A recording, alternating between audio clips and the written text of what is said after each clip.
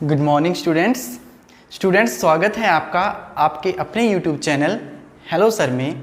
Students आज जो हमारा टॉपिक रहने वाला है वो ज्योमेट्री में बहुत ही इंपॉर्टेंट टॉपिक है। तो चलिए आज का टॉपिक शुरू करते हैं। जी हाँ दोस्तों, पैरेललोग्राम जितना अजीब साली का नाम था उतने ही अजीब इसकी कैरेक्टरिस्टिक्स थे। बाकी सब तो रेखाओं से जुड़े हुए कुछ टुकड़े थे, ये अकेली थी जो कुछ खास कैरेक्टरिस्टिक्स को साथ लेके आई थी। तो चलिए इसको जानते हैं। जैसा कि नाम से आपको पता चल रहा है पैरेललोग्राम।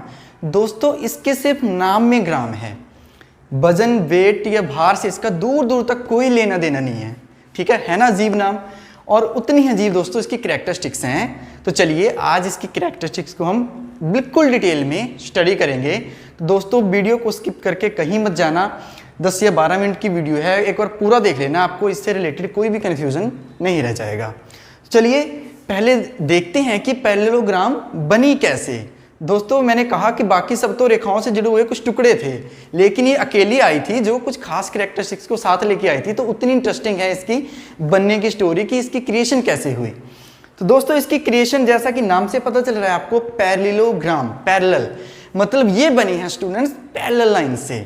अब आपको पता है कि पैरेलल लाइंस कैसे होती हैं। पैरेलल लाइंस ऐसे होती हैं स्टूडेंट्स, ठीक है, ये पूरी दुनिया भी घूम के आ जाएंगी तो भी कहीं नहीं आपस में मिलेंगे, ये बस बढ़ती जाएंगी, आगे बढ़ती जाएंगी, क्योंकि इनका जो डिस्टेंस है वो एक समान रहता है। हिंदी में बोलते हैं इनको समांतर रेखाएं, समान अंतर वाली।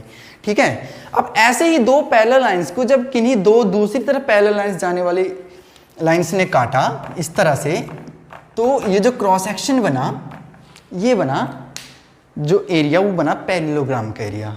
है ना इंटरेस्टिंग कि दो पैरेलल लाइंस जो कहीं आपस में नहीं मिलती उनको भी काट दिया दो वैसे ही पैरेलल लाइंस ने।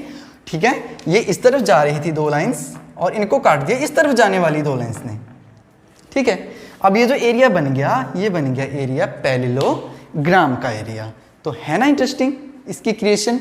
अभी आप इसकी कैरेक्टरिस्टिक्स देखेंगे तो और भी इंटरेस्टिंग है।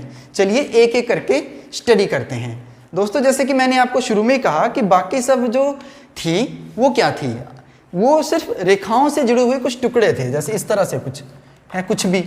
ठीक है, लेकिन ये अकेली थी। एक तो क्रिएशन इतनी इंटरेस्टिंग हो गई, ऊपर से देखेंगे इसकी कैरेक्टरिस्टिक्स और भी ज़्यादा इंटरेस्टिंग है। ठीक है, तो पहली कैरेक्टरिस्टिक्स देखो कि अपोजिट साइड्स आर इक्वल।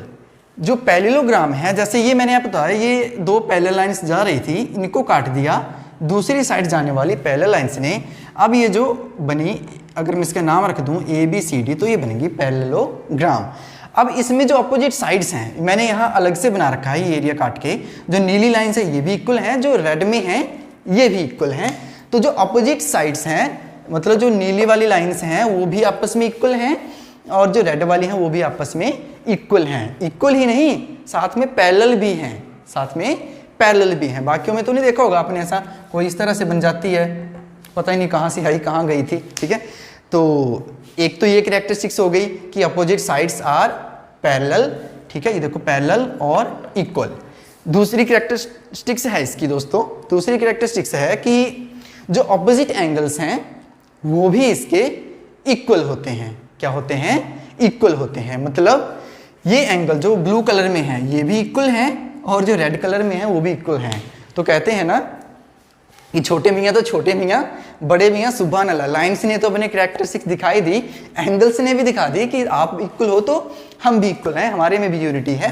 तो नीले रंग के जो एंगल्स हैं और लाल रंग के, यानी कि जो अपोजिट हैं, बिल्कुल एक दूसरे से बिल्कुल अपोजिट है, वो भी आपस में इक्वल हैं। तीसरी कैरेक्टरिस्टिक्स है दोस्तों कि सम ऑफ एडजेसेंट एंगल्स और पैरेललोग्राम इज 180। मतलब इस एंगल का और इस एंगल का जो सम आएगा वो 180 आएगा। सिर्फ इन दोनों का ही नहीं, इन दोनों का भी जो एडजेसेंट हैं, साथ वाले हैं, जो किसी का भी उठा लो आप, वो भी 180 आएगा। ठीक है, और चारों का टोटल तो आपको पता ही है, किसी भी क्वाड्रिलेटरल का कितना हो दोस्तों, 360 डिग्री होता ही है।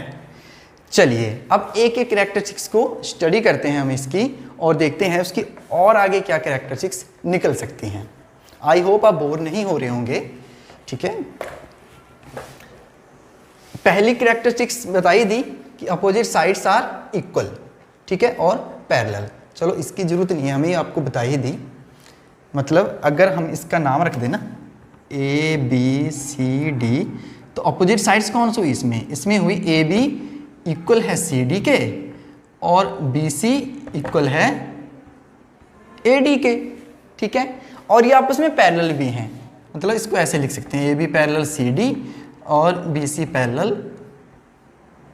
AD, ठीक है। चलो इस पर ज़्यादा टाइम वेस्ट नहीं करेंगे, आपको पता लग ही गया है। अब एंगल्स की बात कर लेते हैं दोस्तों। इसकी एक और कैरेक्टरिस्टिक्स बताऊं। अब जैसे कोई भी आप और क्वाड्रिलेटरल लेते हो, ठीक है, उसमें मैं बोलूँ ये एंगल मैंने आपको बता दिया कि 50 डिग्री का है, बाकी सारे पता करो, तो आप बोलोगे पागल हो गए हो, कैसे पता करें। लेकिन पैरेललोग्राम मैंने कहा ना, शुरू से बहुत ही खास कैरेक्टरिस्टिक्स लेके पैदा हुई है कि ऐसी पैरेललोग्राम एक ऐसी क्वाड्रिलेटरल है, इसमें एक भी एंगल आपको पता लग गया ना, चाहे वो बाहर का ही पता क्यों ना लगे, ठीक है, अंदर वाला नहीं, बाहर का भी पता लग गया, तो आप सारे के सारे एंगल्स इसमें निकाल सकते हो। कैसे, चलिए देखते हैं। मान लो ये आपके पास पैरेललोग्राम है और आपको एक एंगल बता दिया मैंने कि 50, बाकी आप ढूंढो। तो मैंने आपको क्या बताया शुरू में ही कि अपोजिट एंगल्स आर इक्वल, तो ये 50 है तो फिर ये भी 50 है, दो पता लग गए, ठीक है। और मैंने क्या बताया, अब देखो ना, अगले दो निकालने के लिए दो तरीके हो सकते हैं। एक तो आप ये पता है आपको कि एडजेसेंट एंगल्स 180 होते हैं, मैंने तीसरी कैरेक्टरिस्टिक बताई थी ना कि साथ वाले दोनों का जो टोटल आएगा हमेशा 180 ही आएगा। तो अगर ये 50 है तो ये 130 आएगा, ठीक है।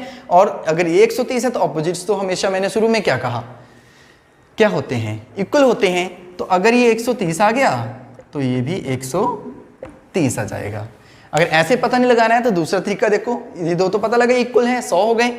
अब ये दोनों भी तो इक्वल होने चाहिए और टोटल तो 360 है, 360 में तो 100 तो इन दोनों में ले लिया, 50 और 50 बचे 260, और अब 260 में दोनों को बराबर मिलेगा तो 130 और 130, ठीक है। तो इस तरह से आप एक भी एंगल पता लग जाए तो दूसरा आप निकाल सकते हो। अब आपको बोलो मैंने बाहर वाले एंगल की बात की थी, अगर आपको बाहर का यही बता दिया जाए, जैसे मान लो 50 होता, आपको कुछ नहीं दिया था, तो आपको पता है दोनों का टोटल 180 होता है, इससे ये निकल गया और ये निकल गया, फिर तो पूरी पोली खुल गई, ठीक है।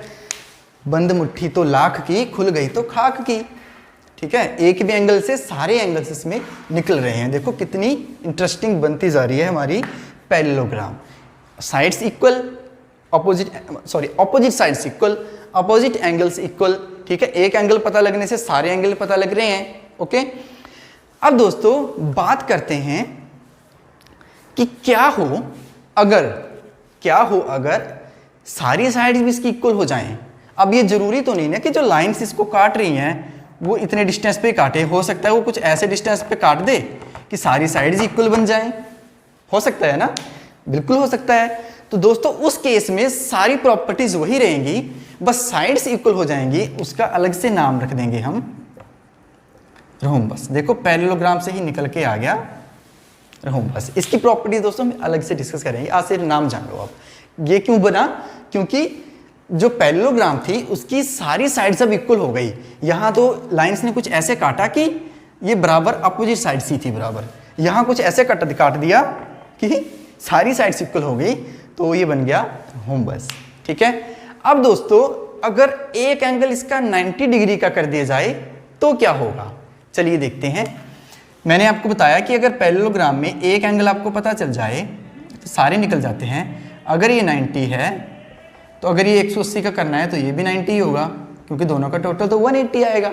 और अगर ऑपोजिट इक्वल हैं तो ये भी 90 और ये भी 90। तो दोस्तों इस केस में इसका अलग नाम पड़ जाता है, उसको बोलते हैं हम रेक्टेंगल, जिसकी प्रॉपर्टीज हम डिस्कस कर चुके हैं पिछले लेक्चर में। तो इसको क्या बोल देंगे फिर हम, ये बन जाएगी दोस्तों रेक्टेंगल, ठीक है। और अगर एक और बात जोड़ दूं मैं इसमें, क्या कि साइड्स भी इक्वल हो जाए। इसमें मैंने बोला रोम्बस में सिर्फ साइड्स इक्वल की, इसमें साइड्स इक्वल नहीं की, सिर्फ एंगल इक्वल किए। अब एक और केस ले लें कि एंगल भी इक्वल साइड्स भी इक्वल, तो दोस्तों बनेगा स्क्वायर। तो क्या बनेगा, स्क्वायर। तो दोस्तों ये भी पैरेललोग्राम है और ये भी पैरेललोग्राम है, ये भी पैरेललोग्राम है, ठीक है। तो पैरेललोग्राम के देखो दोस्तों कितने रूप बदल सकती है ये, ठीक है। कभी ये रेक्टेंगल बन जाती है, कभी रोम्बस बन जाती है, ठीक है, कभी स्क्वायर के रूप में सामने आ जाती है। चलिए अब हम डिस्कस करते हैं पैरेललोग्राम का एरिया, वो कैसे निकालना है। सबसे इंपॉर्टेंट दोस्तों, किसी भी जो क्वाड्रिलेटर है, चाहे वो रेक्टेंगल हो, चाहे वो स्क्वायर हो, चाहे वो पैरेललोग्राम ही हो, ठीक है, रोम्बस हो, एरिया निकालने का एक ही फॉर्मूला है, वो है बेस मल्टीप्लाई हाइट। रेक्टेंगल में भी ये फॉलो होता है। रेक्टेंगल में हम क्या बोलते थे, लेंथ इंटू ब्रेड्थ, पर अगर एल की जगह मैं बी लिख दूं और बी की जगह एच लिख दूं तो वो बन गया बी इंटू एच। यानी कि रेक्टेंगल में जो लेंथ है वो वैसे बेस भी तो है, ये बेस भी तो है ये, और जो चौड़ाई है इसकी ब्रेड्थ है वो एक्चुअल में हाइट भी तो है। तो चाहे एल इंटू बी मान लो, चाहे बी इंटू एच मान लो। अच्छा दोस्तों, अब बात करते हैं स्क्वायर में। स्क्वायर में होता है साइड इंटू साइड, ठीक है, लेकिन देखो साइड में ये बेस ही है और ये हाइट ही है, ठीक है, बस बोलने में अलग अलग लगता है। वैसे ही दोस्तों पैरेललोग्राम का एरिया बी इंटू एच ये एक्चुअल में होना भी चाहिए, नहीं होना चाहिए, इस पे एक नज़र डाल लेते हैं, ठीक है दोस्तों। ध्यान से देखो पैरेललोग्राम को, ये मान लो इसका बेस है और ये मान लो मैंने इस पे यहाँ से परपेंडिकुलर ड्रॉ किया, यानी कि सीधी रेखा नीचे, चलो सीधी ड्रॉ कर देता हूँ, ये मान लो एच करो, ठीक है, सीधी रेखा नीचे को।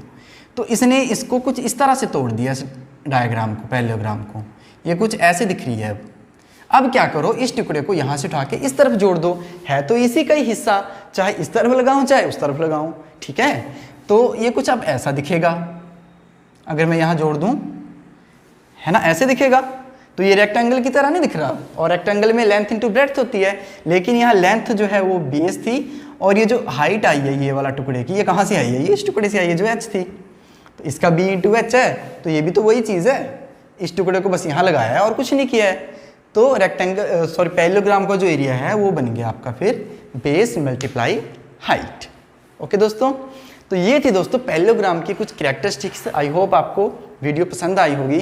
जो मेरे नए व्यूअर्स हैं वो प्लीज़ सब्सक्राइब, लाइक और शेयर ज़रूर करें, ठीक है। बाकी मिलते हैं ऐसी ही किसी नेक्स्ट वीडियो में, तब तक के लिए टेक केयर।